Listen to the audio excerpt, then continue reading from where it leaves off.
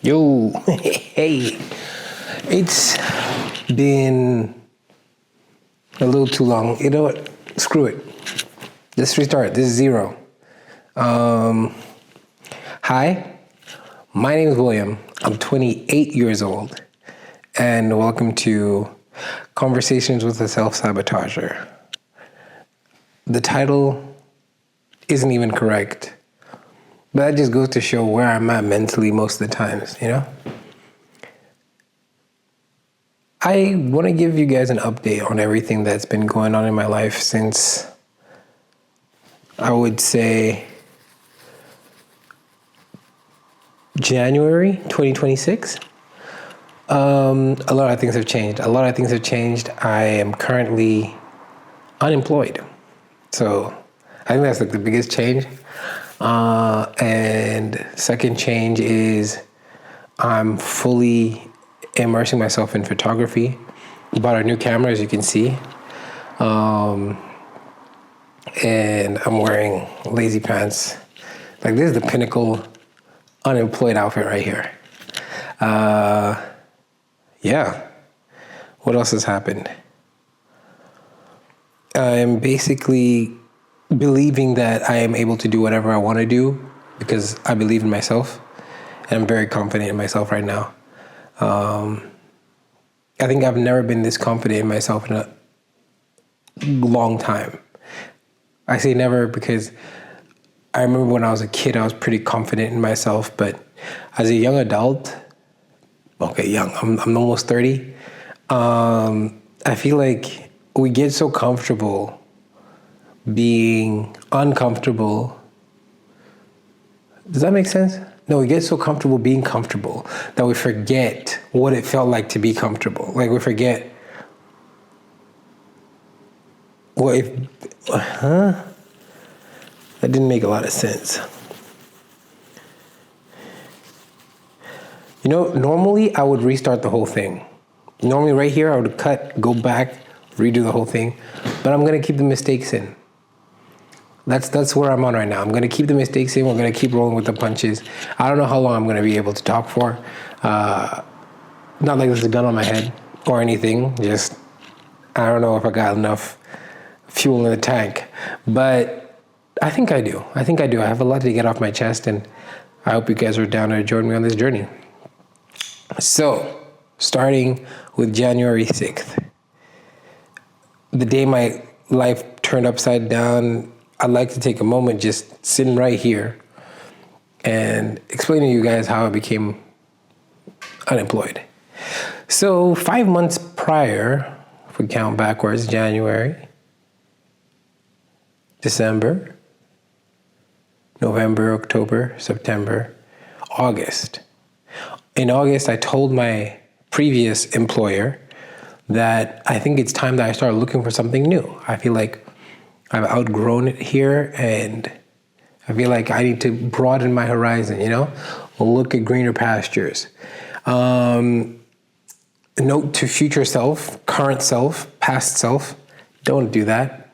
Never tell people what you're gonna do until it's done. Just a word of advice that I had not previously known. I thought I was just being an honorable person. Anyway, the 6th of January rolls around. Still haven't found a job. I've been looking proactively, very, very much actually. Had a few interviews here and there. Nothing really bit. And my boss comes up to me and tells me, hey, it's been a pleasure. I loved working with you. But I think I found someone else, and I'm going to have to let you go. Type shit. The sweat that was dripping from my forehead when he said that sentence, thinking it was a lie. How the hell am I going to take that seriously? Come on now. Nope. Every single syllable that he escaped his mouth was authentic truth. I was left flabbergasted. I'm like, what do you mean? And he's like, yeah. I thought by the time that you announced that you are looking for something new, you would have found something new. You didn't, so I am letting you go. Okay, when did this happen? Oh, it's me today, buddy. Today is your last day. He told me this at the end of my workday. Mind you, I feel like that's a little screwed in my opinion, but hey, I don't make the rules. So I'm now free falling. I leave the office, and a tear goes down my face, like just one single tear. And it was like, I was fighting the tear talking to him. I was fighting like the urge to cry. I was really like, my voice was trembling and everything. But then I left the office and like the tear came down. And I realized at that moment, I was like, okay, this is over. Like that part of me is dead. And that's fine. If you go a little back in my YouTube videos, there's a video talking about how we live multiple lives and how multiple of those lives die across your life. So it was hard to come to the realization that it was over the first like day, but leaving that office, I knew it was over. I didn't know, there was not how can I say, there was not a feeling inside me to be like, oh no, I need this, like fight for it, anything. Nope. I was just like, okay, cool. That chapter's closed. And I walked away, went home, called my mom, called my brother. I think I told a lot of people actually.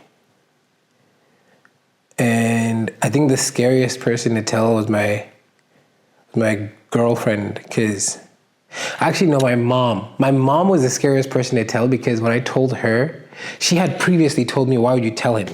Why would you tell your boss that you're looking for a new job? And I was like, well, Mom, I'm being a nice, human being. Like, I want us to leave on good footing. And it's all good. Like, he told me, yo, take your time. No worries, don't rush. So when I told her, she already knew. Like, I called her and I'm like, Mom, I got news. And she's like, what, you got fired? And I'm like, yeah. And she's like, I told you, now what are you gonna do? And when she said that, it made me start thinking, what am I gonna do? What do I wanna do? What's the plan?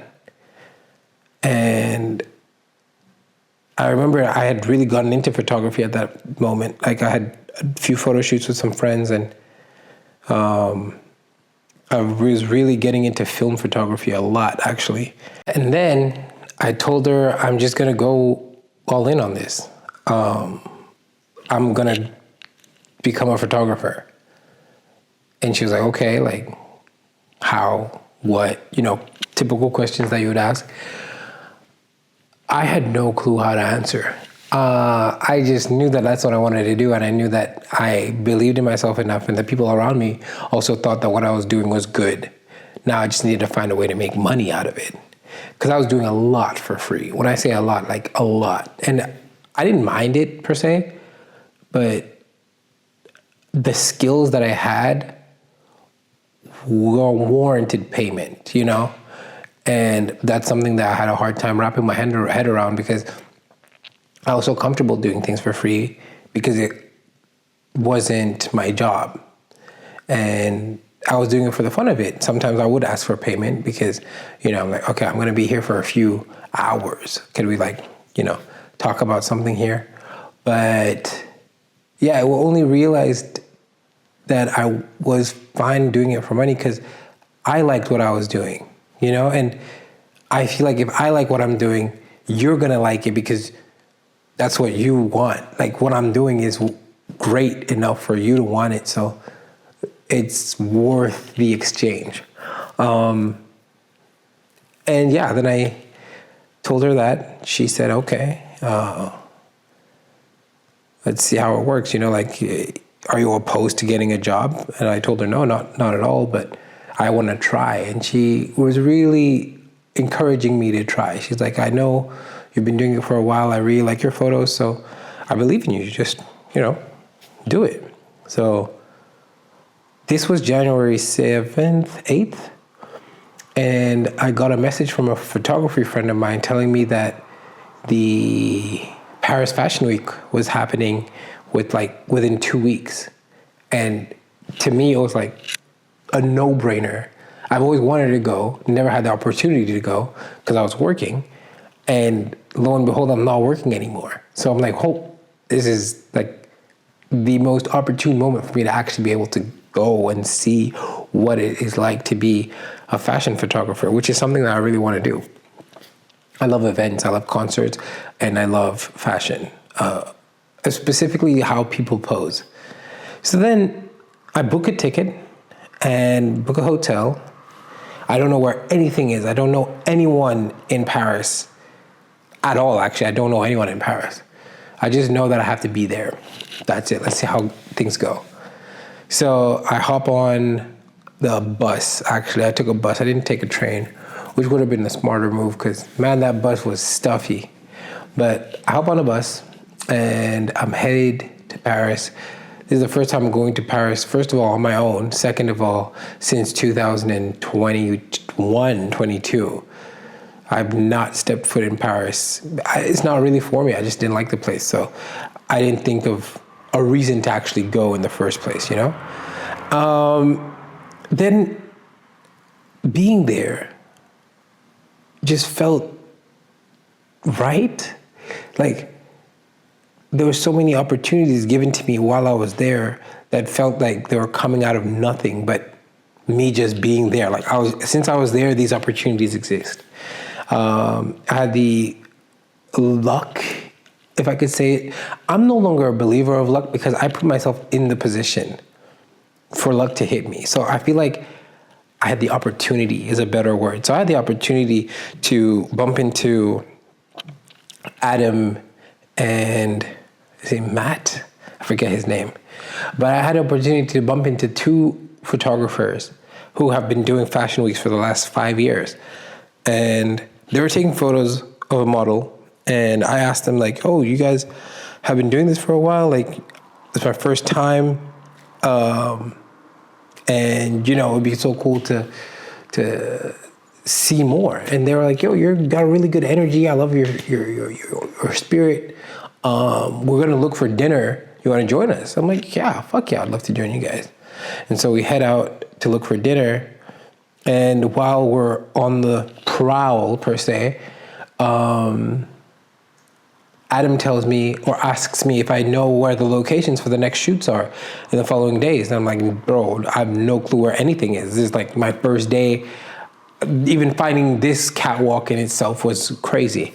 Mind you, I found this random entrance to the catwalk because it was surrounded by a bunch of people outside taking photos of celebrities, waiting for celebrities.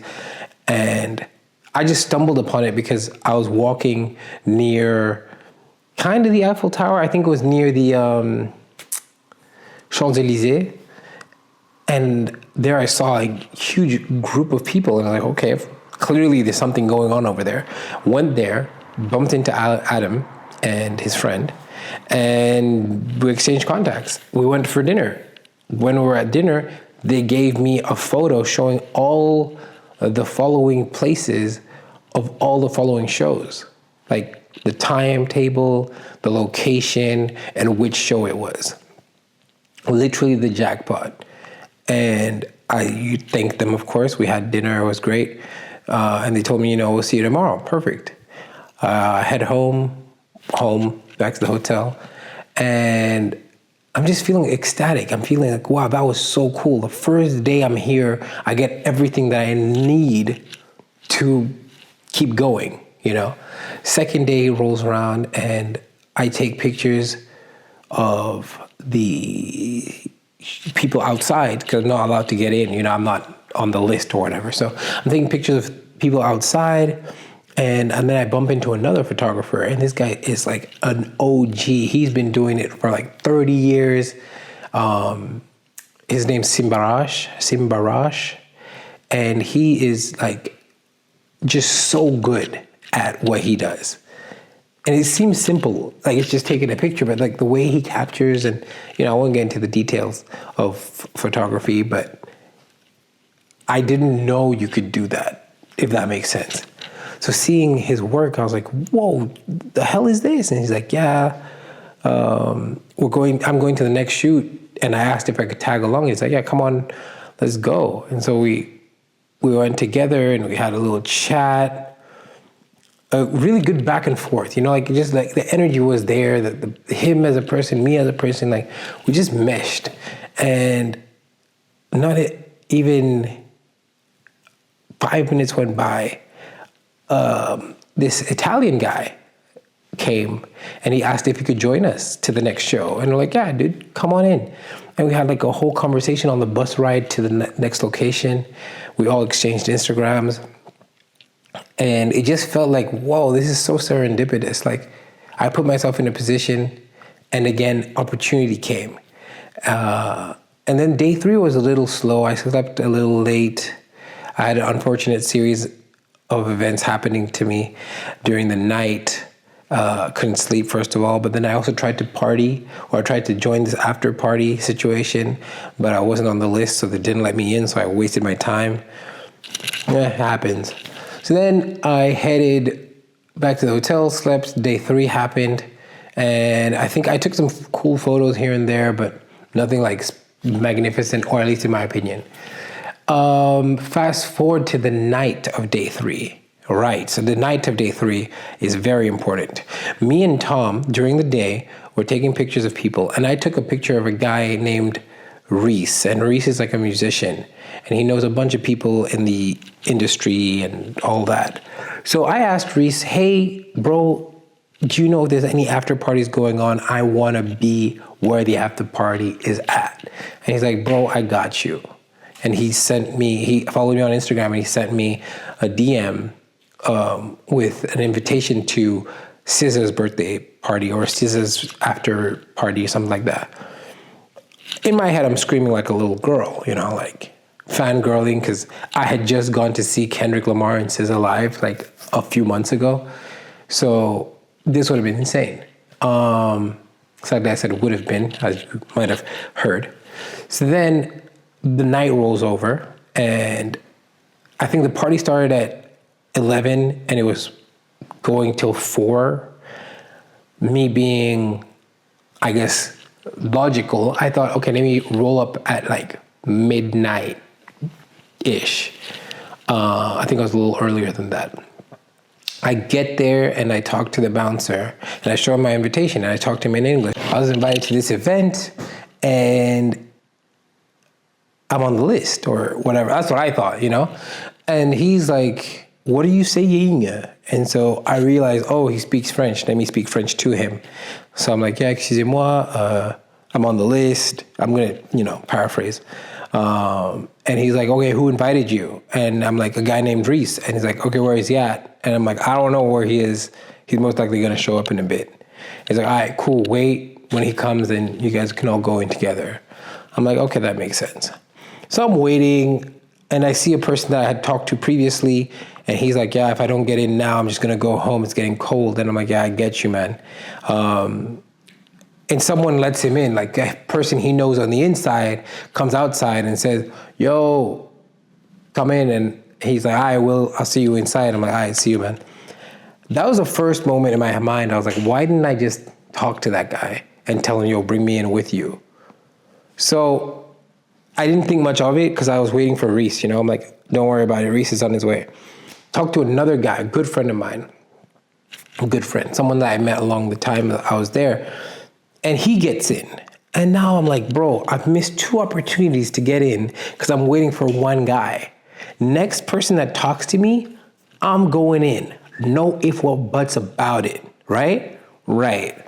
So I have a little power bank that I bought literally the same day because my phone kept on dying.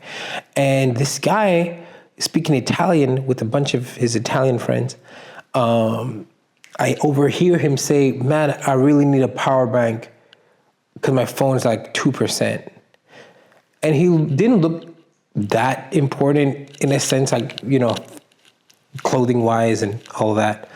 But I was like, I've got the power bank, why not? And he's at the door and he's got a group of people, maybe he knows someone inside. So I go up to him, I'm like, yo, I've got a power bank. He's like, oh, really? I'm like, yeah. And he's like, can I use it? I'm like, yeah, you can if you get me inside. And he's like, I got you. Don't worry about it. I'm like, all right, cool, here. He starts charging his phone. We start chopping, kicking it, talking. And then he goes to the lady that let in my first friend. And he's like, yo, I'm with these amount of guys. Can we come in? And she counts us and she's like, okay, give me a second. Let me go upstairs and see. But clearly they knew each other because like she knew him by name. So I'm like, it's blessed. I'm going in the party. No if, what, buts about it, right? So I'm hyped and we're chatting some more. And then the lady comes out and she calls us and she's like, yeah, you guys are gonna have to wait a bit. And we're like, okay, cool, we'll wait. 5 minutes becomes 10 minutes, 10 minutes becomes 20 minutes, 20 minutes becomes 40 minutes. I'm still also waiting for Reese, you know? So the Italian guy's like, bro, let's just go to a bar nearby. Let's just go drink. I'm like, all right, you know what? We've been waiting for so long. I've been waiting for so long. Why not? So we head to a bar and we drink and we chat. And I think it's now around like maybe 2 in the morning. Yeah, that's how long I've been waiting, right? So I tell them, guys, I'm gonna call it. I'm tired and I've got to take photos tomorrow. And they're like, okay, dude, like, it's a pleasure meeting you. Don't forget to hit us up whenever. Cool. I'm leaving the bar and I'm like, you know what? Let me just go check out what's going on at the party. Maybe I could get in, I don't know. So I get there and lo and behold, Reese has just pulled up. 2 hours late, but I guess the cool kids show up late. And I'm like, yo, Reese. He's like, yo, what's up? You ready to go in? I'm like, bro, dead ass, let's go. So we get to the bouncer, and Reese is like, yeah, these are my boys. And so he opens the gate, and he lets in 5 guys, and he stops at me and 2 other guys. And then Reese is like, yeah, these guys are with me too. And I say, yeah, we're with him. And then the bouncer looks at me, he's like, yo, didn't you speak French? And I'm like, yeah, I speak French, but, you know. And he's like, nah. And I'm like, what? And then he proceeds to let in the 2 other guys. And he stops at me. And he's like, nah, you're not getting in. And I'm like, what? And so Reese, who's on the other side of the gate's like, yo, what's going on? And I'm like, bro, don't worry, I'll handle this. I'm like, all right, cool. Then the bouncer's like, yeah, you're not getting in. And I'm like, well, why? He's like, you're talking English now because you're cool or whatever, but before you were speaking French. I don't know what that's about. It doesn't matter. You're not getting in. And so I'm like, but, you know, I got the list and it made me realize, this is part 2 of the realization for January. I feel like January is a lot of realization. Some things you just don't need to tell people. When he said in English, who invited you or whatever he said, I should have just clocked that as, okay, just keep talking in English. No need to switch up. No need to cater for other people. That's not your problem. That's not your problem. That's their problem. And it was a learning experience. I went home annoyed, of course, because, you know, I would have loved to be in the room. But at the same time, I was like, okay, cool. Now I know I'm able to get in these rooms. It just wasn't for now. That's cool. Paris trip finished. I successfully actually entered one of the fashion walks for a brand called Ziggy Chen. Amazing. And just had a blast. Took some amazing photos. And then I came back to Belgium. And that's when I decided to jump the gun and buy the camera that I'm recording on right now. Okay, jump the gun's a big word. But yeah, I decided to purchase something that I've thought of buying before, but I've never had the money to, or even been in a position to be like, yeah, should I do it, you know? So it was scary and exciting at the same time. I think the day after I got it, I asked a friend if he needed photos for an event he was doing. He said yes, and I just started using it as much as I could. But that slowed down recently. I haven't used the camera as much as I could, and I haven't used all of its features as much as I could. And so that's why we're here now. That's why we're restarting the podcast, why I'm used to using this light as much as I can before I have to give it back, because I have the material in front of me. I have the things that I need to do what I wanted to do the whole time. So me not doing it is kind of like counterintuitive. It's like you finally have everything you've wanted. Why aren't you doing anything with all the things you wanted? You know? So this is like the beginning. And I've started for a while now, but this is like the real, I'm aware, I'm awake. The universe and I are in kind of an harmonious situation right now. And I'm also no longer, or at least I feel less scared for the future. It's not certain, and God knows that things positive and negative happen a lot. But I'm feeling very confident in myself and the things that I can put forward. So I'm not going to give myself a timetable on this, in the sense that I'm going to do as much as I can, And I just hope that you, behind the screen, me especially, can enjoy every bit of it, every step of it, and believe in it 100%. Because I read something somewhere saying if you have a plan B, you already believe that plan A is going to fail. I don't have a plan B simply because my plan A is still being written. If I had plan A all planned out, there would definitely be a plan B. You know what I'm saying? But since I'm still writing plan A as it is happening, I don't have time to think of what plan B is going to look like. So that's it. I believe in this wholeheartedly. And I'm not on the Marty Supreme mindset of it doesn't even enter my psyche. It definitely does.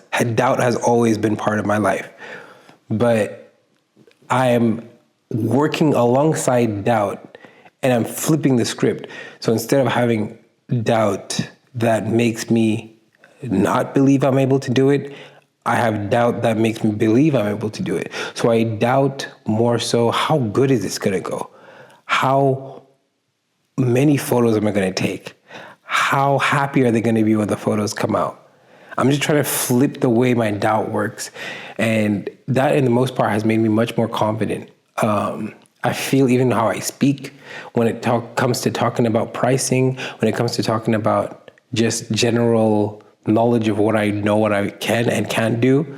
I feel so much more at ease and less in my mind about things. Yeah, I think that's the best way I can put it. So come along with me and let's change my life. Let's do that. Thanks for watching. If you made it this far, comment what your plan A is. Perfect. How do you end a podcast? You just stop, I guess. Bye.